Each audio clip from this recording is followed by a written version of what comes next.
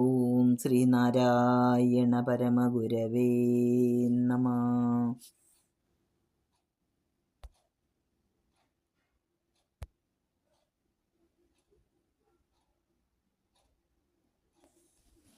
ഓം ഗുരുർബ്രഹ്മ ഗുരുർവിഷ്ണുർ ഗുരുർദേവോ മഹേശ്വര ഗുരു സാക്ഷാത് പരം ബ്രഹ്മ തസ്മൈ ശ്രീ ഗുരവേ നമ.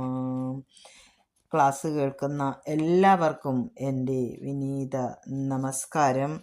ഇന്ന് നമ്മൾ സദാശിവദർശനം എന്ന ഗുരുകൃതിയുടെ 5-ാമത്തെ ശ്ലോകമാണ് ചിന്തിക്കുന്നത്. നമ്മൾ മനസ്സുകൊണ്ട് സാധാരണക്കാരന് ചിന്തിക്കാനോ അതുപോലെ സങ്കല്പിക്കാനോ കഴിയാത്തത്ര ദൂരത്ത് അപ്രമേയമായ ഒരു തലത്തിൽ നിന്നുകൊണ്ടാണ് ഭഗവാന്റെ നൃത്തം, ശിവനടനം. അത് സാധാരണക്കാരായ മനുഷ്യർക്ക് അത് സങ്കല്പിക്കാൻ സാധിക്കില്ല. നമ്മൾക്ക് കാണുന്നത്, മനുഷ്യന് ഈ ഭൂമിയിൽ കാണുന്നത് മണ്ണ്, അതുപോലെ ഭൂതഭൗതികമായ എല്ലാ വസ്തുക്കളും അത് നമ്മൾക്ക് വസ്തുതകളാണ്. നമ്മളുടെ കണ്ണിൽ കാണുന്നത് നമ്മൾക്ക് വിശ്വസനീയമാണ്, വസ്തുതയാണ് അത് കാണുന്നത്. എന്നാൽ സകലതിനും ഇതിനെല്ലാം ഒരു കാരണമായിരിക്കുന്ന ദൈവമുണ്ട്. ആ ദൈവത്തിനെ നീ അതിനെയൊക്കെ ജയിച്ച് നിൽക്കുന്നവനാണ്, അല്ലയോ ഈശ്വര. അതിനെയൊക്കെ ജയിച്ച് നിൽക്കുന്നതാണ്, അല്ലെങ്കിൽ കാലത്തിനും അതീതനായ ഭഗവാനെ. ഭഗവാൻ ആദിമമായ പ്രകാശമാണ്, അത് ആദി ദൈവമാണ് എന്നൊക്കെ നമ്മൾ പഠിച്ചിട്ടുണ്ട്, അല്ലേ? അങ്ങനെയുള്ള ഈ ലോകത്ത് ഇത് സംയുക്തമായ ലോകമാണ്. ഭൗതികമായതുമുണ്ട്, ആത്മീയമായതുമുണ്ട്, അല്ലേ? സത്യമായ പ്രാപഞ്ചികമായതുമുണ്ട്, പരമാർത്ഥ സത്യവുമുണ്ട്. ഇതെല്ലാം ഈ ഭാവപ്രകടനങ്ങൾ കൊണ്ട് നമ്മൾ ദുഃഖമായാലും സുഖമായാലും എല്ലാം ഭഗവാൻ തന്നെയാണ്, ഭഗവാന്റെ നടനത്തിലെ ഭാവനകൾ തന്നെയാണ് എന്ന് നമ്മൾ ചിന്തിക്കുമ്പോൾ നമ്മൾക്ക് ഒരു ദുഃഖവും ഉണ്ടാവുകയില്ല എന്നാണ് കഴിഞ്ഞ ശ്ലോകങ്ങളിലൊക്കെ നമ്മൾ കണ്ടത്. ഈ ശ്ലോകം 5: ദൈവമേ നിനയ്ക്ക് നീയും ഞാനും ഒന്നു തന്നെ എന്നു കൈവരുന്നതിന്നിതടിയനില്ല കാക്ഷിതം. ശൈവമൊന്നൊഴിഞ്ഞു മറ്റുമുള്ളതൊക്കെ അങ്ങുമിങ്ങുമായി വലഞ്ഞുഴന്നിടുന്ന വഴിയതും നിനക്കിൽ നീ. അപ്പോൾ ഇവിടെ ദൈവമേ എന്ന് സംബോധന ചെയ്തുകൊണ്ടാണ്. നീയും ഞാനും ഒരു സത്യം തന്നെയാണ്. പരമാർത്ഥത്തിൽ അത് രണ്ടല്ല, അല്ലേ? ഇപ്പോൾ തന്നെ അത് സാക്ഷാത്കൃതമായി തീരണം. എനിക്കത് ആയിട്ടില്ല. എനിക്കത് മനസ്സിലാക്കി തരണം. ആ സ്ഥിതി ഇപ്പോൾ തന്നെ എനിക്കത് കൈവരണം എന്നതൊഴികെ വേറൊന്നും എനിക്ക് ആഗ്രഹമില്ല. എന്ത് കാര്യം ചെയ്താലും എല്ലാം ശിവമയമാണ് എന്നുള്ളതൊഴികെ മറ്റുള്ള എല്ലാ അറിവുകളും എനിക്ക് ഉണ്ട്. എന്നിൽ വിചാരങ്ങളുണ്ട്. അങ്ങുമിങ്ങും അലഞ്ഞ് ഒരു ലക്ഷ്യത്തിലും എത്തിച്ചേരാതെ വലഞ്ഞുഴലുവാനിടയാക്കുന്ന വഴികൾ മാത്രമാണ് ഇതെല്ലാം.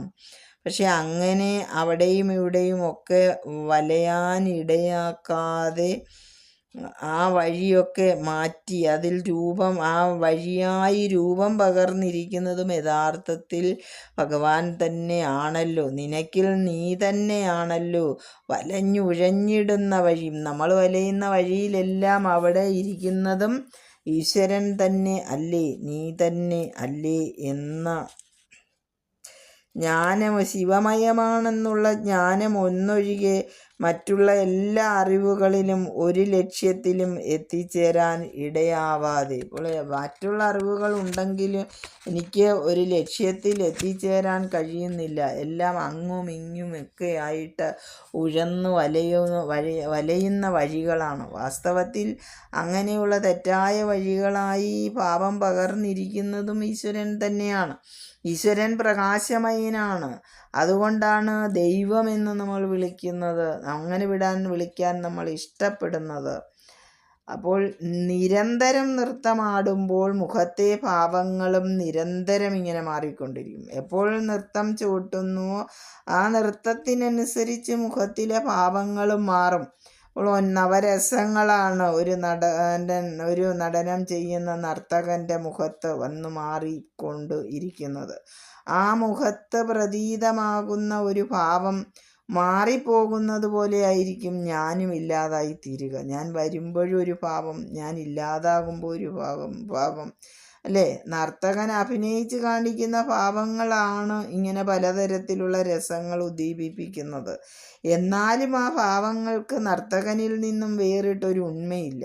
അപ്പോൾ നർത്തകൻ കാണിക്കുന്നതാണ് നമ്മൾ നോക്കിക്കൊണ്ടിരിക്കുന്നത്, അല്ലാതെ ആ ഭാവത്തിനൊരു പ്രത്യേകത ഇല്ല. ഉണ്മയുള്ളത് ആ നർത്തകന് മാത്രമാണ്. അപ്പോൾ ഭഗവാനിൽ നിന്ന് വേറിട്ട് ഞാൻ ആ ഭഗവാന്റെ ആ രസങ്ങളിൽ അല്ലെ ആ നടനത്തിലുള്ള ഭാവമായതുകൊണ്ട് ഭഗവാനിൽ നിന്ന് വേറിട്ട് എനിക്ക് സ്വന്തമായിട്ടൊരു ഉണ്മ ഇല്ല. ഇതാണ് സത്യമെങ്കിലും അതറിയാതെയാണ് ഞാനും എന്നെ പോലെ ഉള്ളവരും ജീവിക്കുന്നത്. അതിന് നമ്മൾക്ക് ഒരു പേര് വിളിക്കാം, അജ്ഞാനമെന്ന്. സാധാരണ പറഞ്ഞു പോകുന്ന അങ്ങനെയാണ്, അജ്ഞാനികളെന്നാണ്, അല്ലെങ്കിൽ അവിദ്യയുള്ളവർ എന്ന്. ജീവിതത്തിൽ അപ്രതീക്ഷിതമായി നമുക്ക് ആപത്തുകൾ സംഭവിക്കും, വളരെയധികം ദുഃഖമുണ്ടാകും. അതിനൊക്കെ ഇടവരുത്തിയ ഈശ്വരനെ പഴി പറയുന്നവരുമുണ്ട് അല്ലേ?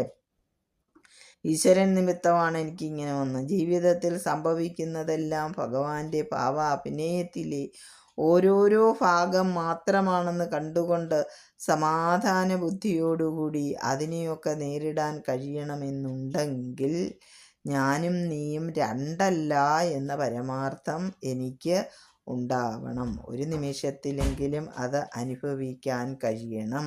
സാധാരണഗതിയിൽ അജ്ഞാനികൾ നിന്നോട് പ്രാർത്ഥിക്കും, എൻ്റെ രോഗം മാറ്റിത്തരണേ, എൻ്റെ കുഞ്ഞിൻ്റെ രോഗം മാറ്റിത്തരണേ, എൻ്റെ ദാരിദ്ര്യം മാറ്റിത്തരണേ, എനിക്ക് അത് ലഭിക്കണേ ഇത് ലഭിക്കണേ എന്നുള്ള അങ്ങനെയുള്ള പ്രാർത്ഥനകളാണ് ഉള്ളത്.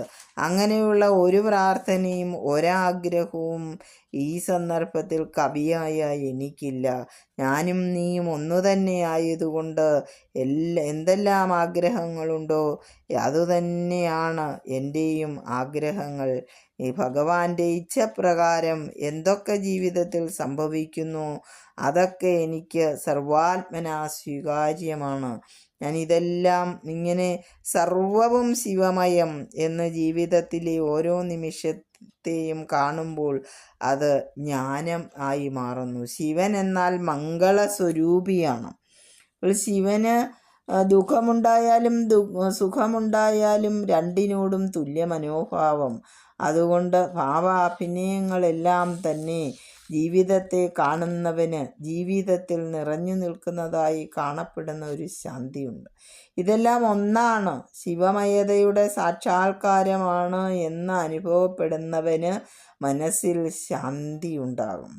ഇങ്ങനെ അല്ലാത്ത എല്ലാ കാഴ്ചപ്പാടുകളിലും ജീവിതം എങ്ങും എത്തുകയില്ല എന്ന് മാത്രമല്ല, ഉഴന്നു വലയുന്നതിനും ഇടയാക്കും. അപ്പോൾ സകലത്തിലും നിറഞ്ഞു നിൽക്കുന്ന ഏകസത്യമായ നിന്നെ അവരിൽ തന്നെ കണ്ടെത്തുന്നതാണ് ജീവിത സത്യം. അവനവനിൽ തന്നെ ഈശ്വരനെ കണ്ടെത്തുക എന്നതാണ് ജീവിത ലക്ഷ്യം. ആ ജീവിത ലക്ഷ്യമില്ലാതെയുള്ള യാത്ര എവിടെയും നമ്മെ എത്തിക്കുന്നില്ല.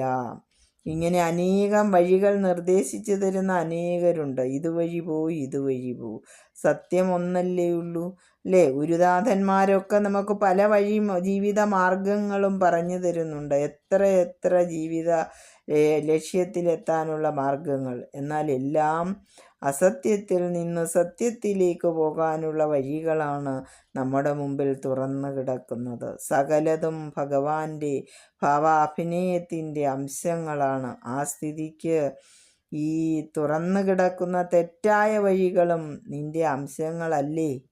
സത്യത്തിലേക്കുള്ള വഴിയെ തിരിച്ചറിയാൻ നമ്മൾക്ക് കഴിയണം. അതിനെ സത്തായും അസത്തായും നല്ലതായും ചീത്തയായും വിദ്യയായും അവിദ്യയായുമൊക്കെ ഭാവം പകർന്നു തരുമ്പോഴാണ് നമ്മൾക്ക് ഒരു മായാവൈഭവം ഭഗവാന്റെ മനസ്സിലാകുന്നത്.